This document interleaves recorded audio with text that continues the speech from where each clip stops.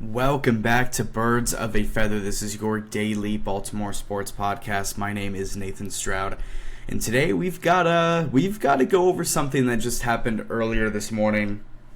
Something that I was not expecting to see. I did see this when it did come out a couple of hours ago, but I was not able to record until just now. But definitely wanted to make kind of an emergency episode going over this breaking news from the Baltimore Orioles, from Jeff Passan. And that is that the Orioles have signed Samuel Basallo to an 8-year, $67 million contract extension. And this is something that I did not expect to see today. This is probably the thing that I least expected to see, to be honest with you. But Samuel Basallo did get extended for 8 years today. And you kind of think back to the Orioles situation of like Mike Elias and him never really extending anybody. And Mike Elias has kind of had a long, history of not extending guys. You look around the league, you look at guys like Vladimir Guerrero and Julio Rodriguez and Bobby Witt Jr. and even Roman Anthony and, Christian Campbell, and all these guys around the league get these big, fat extensions. But the Orioles were one of those teams that obviously had all this young talent, guys like Gunnar and Adley and Jackson and, even Jordan Westberg and now even Trevor Rogers. You have all these young guys who want to get on extensions before, it gets too close to free agency and they could potentially leave. But the Orioles do decide to do an extension. This is like the first extension they've done in so long. This is like the first major extension that they've done under Mike Elias, which is crazy. But the Orioles are putting all their trust, they're putting all their chips in, and they're really making a stance right now and telling everybody that Samuel Basallo is going to be one of their key guys moving forward into the future. And there's a lot of questions that kind of extend from this extension. The first thing that I'm going to say is like my opinion on it, and I'm very excited. I am over the moon about this extension because you can see the price of it. It's an 8-year, $67 million extension, and that's around $8 million a year. And if you look at what he can become over the next couple of years, this contract could really be one of the best valued contracts in all of baseball. And it's just so funny because Basallo literally got called up this past Sunday, and he's appeared in 4 games, and he started at only 3 of them. So the fact that we've extended him on a long-term deal, it's kind of funny, but it also just goes to show how much of a star Samuel Basallo is going to be and how much the Orioles trust him that he's going to be that guy for them. But obviously this raises a big question. And I'll say this. I did not expect Basallo to get extended this early. I don't think anyone did. I thought if there was any player that was going to get their extension first, it would arguably be Trevor Rogers sometime this offseason. But I thought it was going to be Gunnar or Jackson or someone like that. I did not expect the first major extension to be Samuel Basallo. But I can't sit here and say that I'm mad about it because I am so unbelievably excited that we got this guy on a long-term deal. Obviously, over his first few games in the MLB, he has looked incredible. He's still waiting for that first home run. Hopefully he can get that tonight against Houston. But again, this is kind of an emergency episode because this is a big deal. I mean, this is a very, very big deal. This is a big day for the Baltimore Orioles. Getting Samuel Basallo, obviously he made his home debut yesterday. He got a base hit in yesterday's game, but he's now going into the weekend where there's going to be a lot of fans showing up to these games because now it is Friday, Saturday, Sunday. It is officially, the weekend time. There wasn't a ton of people at the game yesterday, but this weekend there's going to be a lot of people there. And the Orioles locked down Samuel Basallo on a long-term deal. And one of the questions that I got to ask is, like, how does Adley feel? How does Gunnar feel? How does Jackson Holliday feel? How does even Jordan Westberg feel? Like, how do these young guys that have been on the Orioles for the past few years, or really the past couple of years, how do they feel about this extension? Because again, I'm not sitting here saying that Basallo doesn't deserve an extension. That's not what I'm saying. I think Basallo has the ability to be one of the best bats in all of baseball over the next few years, and I think he can actually become one of the biggest stars on the Orioles, and I think he has potential to even be arguably the best player on the Orioles and the best bat on the Orioles as well. Obviously, yesterday when he was catching, He did have a few struggles in terms of the catcher position, but that's something that's going to get ironed out over time. Again, Basallo is the youngest player in Major League Baseball right now. He just turned 21 last week. He gets this insane extension. This has been an incredible past week for Basallo. He turns 21, then he gets called up to the major leagues, and then he gets an 8-year extension with the Baltimore Orioles. So the biggest thing for me, or one of the biggest things, is kind of what's next. What's next with the extensions? What's next for Mike Elias in these extensions? Because he's gonna have to extend guys like Gunnar Henderson and Jackson Holliday and Jordan Westburg and these young guys who are going to be key parts of this team moving forward. He's going to have to get these guys on extensions. Even Dylan Beavers as well. He's going to have to get these guys on extensions moving forward.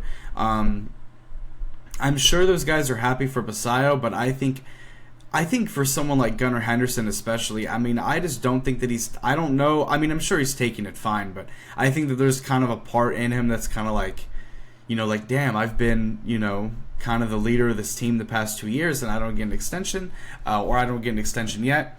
But one person who we really need to have a conversation about, and I talked about it a little bit yesterday, and I'm not going to lie, it kind of just boosts everything I said yesterday even more now that this happened. We have to talk about Adley Rutschman. Because Adley Rutschman obviously was drafted first overall for the Baltimore Orioles. He was our first. We had the first overall pick. We picked him with the first overall pick in the draft. And you kind of just have to think what does he feel? How does he feel about the entire situation? Because, again, we picked. We picked Adley Rutschman first overall back in 2019, and he was expected to kind of be the primary catcher for the next decade for the Baltimore Orioles. And now you have this guy, Samuel Basallo, who has kind of snatched his chain in a way. And the timing of everything is so crazy because over the past calendar year, Adley Rutschman, since the beginning of the second half of 2024. Last season, in the first half of last year, before All-Star break last season, Adley Rutschman was playing incredible at the first half of 2024 and in all the years previous. But in the second half of 2024, he really just did not play well in the second half of 2024. He played awful that second half. And then this season, at the very beginning of the year, he was playing pretty well. But he just has not been playing well this year overall in a full scheme of things. We've played now over 120 games now. Adley Rutschman, in the games that he's played, he has not been playing well. His bat hasn't been good. His defense as a catcher obviously has stayed. His defense has been fine. But him as a batter, his bat just hasn't been there. And he just has not been the same player and the player that I'm not going to say not the player that we expected because he has shown and proved why he's great. But recently, over the past year, Adley has just not been playing great. This entire season overall has been another kind of overall disappointing year for him. And then at the same time, you have Samuel Basallo, who's the Orioles' #1 prospect, who is also the best catching prospect in baseball, and he's tearing up AAA.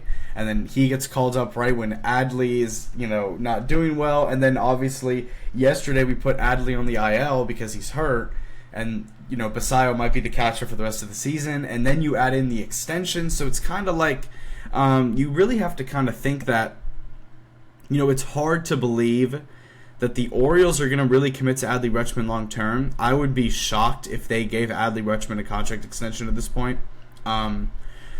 Because they also drafted Caden Bodine in the draft, who was also the best catcher in the draft this past year. So, you have the #1 catcher prospect, and you have one of the better catching prospects in your minor league system now. You have Basallo, who you just signed on this long-term deal, and you have Adley Rutschman, who is supposed to be the guy, but he just hasn't been performing over the past year. So you kind of have to think to yourself, is Basallo going to really officially steal the job? And I said it yesterday. If Basallo plays really good for the rest of the season, we're going to have conversations, but we're going to have these conversations right now about Adley Rutschman, because it's possible that we trade Adley Rutschman this offseason, or it's possible that we wait another 2 years for him to be a free agent, and we just wait till he's a free agent and deal him off somewhere. I wouldn't, but all I'm going to say is I'm not sure Adley Rutschman, his future with Baltimore is going to be much longer. I think that it's possible that we trade him this offseason. I think that it's possible that we trade him next year. I think that it's possible we trade him at the deadline. I just think that Adley Rutschman now is really like on the trade block. I think that teams are going to try and call and be interested in Adley because they saw this move.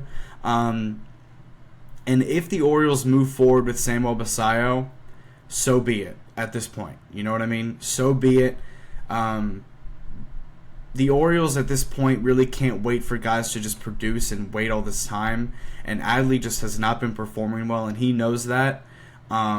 It's just crazy because just like 2 years ago, Adley Rutschman was was going to get an insane extension from the Orioles, and I'm sure that value is kind of deteriorated over time, but it's just kind of crazy, this entire thing. Obviously, the Adley Rutschman situation and his future with Baltimore is the biggest concern, and I'm sure that someone's going to ask Mike Elias that question sometime. But Adley Rutschman's future in Baltimore could potentially be in jeopardy because of this. And if that's the case, then we'll have to see what the return is, because I'm sure that they will trade him before they just let him go. Because if Adley Rutschman goes to free agency in 2027, I'm sure he's not coming back to Baltimore. I can guarantee that he's not going to come back to Baltimore. And even going into next year, if Adley Rutschman's on our team next year, because we could potentially trade him this offseason, if Adley is on our team next year, is he going to be a DH? Is he going to be your full-time catcher? What is going to be the deal now? Because it's obvious that the Orioles are committing to Samuel Basallo to be their long-term guy. Not really committing to be their long-term guy, but committing to him long-term in general. And again, Basallo doesn't just play catcher. Basallo can also play first, he can DH, and he can catch. So he's kind of like a jack of all trades in that sense.